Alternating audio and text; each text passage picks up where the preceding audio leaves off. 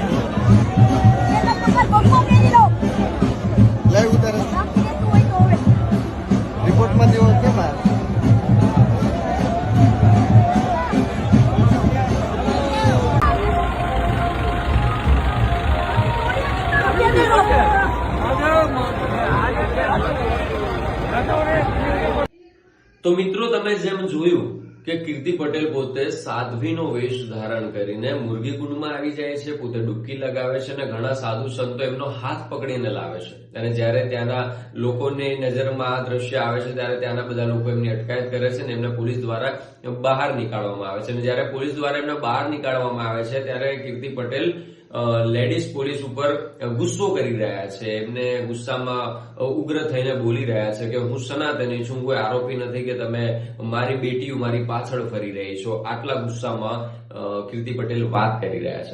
મિત્રો, તમે વિચાર તો કરો કે આટલા બધા વિવાદોથી ઘેરાયેલા છે, પોતે એમના પર ઘણા બધા કેસ પણ ચાલી રહ્યા છે, છતાં પણ એની અંદર આ એટીટ્યુડ અને આ જે એમનો પાવર છે એ જોઈને ક્યાંક ને ક્યાંક ઘણા બધા સવાલો પ્રશાસન ઉપર ઉભા થાય છે કે કોઈ આરોપી, કોઈ વ્યક્તિ કે જે પોતે એક તો ભૂલ કરે છે ને છતાં પણ પોલીસ વાળા ઉપર આટલો ગુસ્સો કરે છે, તો એ વ્યક્તિની અંદર આટલી બધી હિંમત આવે છે ક્યાંથી? કોઈક તો એના પાછળ છે કે જેને ખૂબ જ સપોર્ટ કરી રહ્યું છે ને જેની હિંમતથી, આટલા પાવરથી આ બેન બોલી રહ્યા છે। તો આ સમગ્ર ઘટનામાં તમારા શું અભિપ્રાય છે કમેન્ટ બોક્સમાં જરૂરથી જણાવજો। વિડીયોને લાઈક કરવાનું ભૂલતા નહીં, ચેનલને સબસ્ક્રાઇબ કરવાનું ભૂલતા નહીં। એની સાથે આ વિડીયોનો અહીંયા જ એન્ડ કરું છું। તો બધાને જય માતાજી, જય માં ખોડિયાર।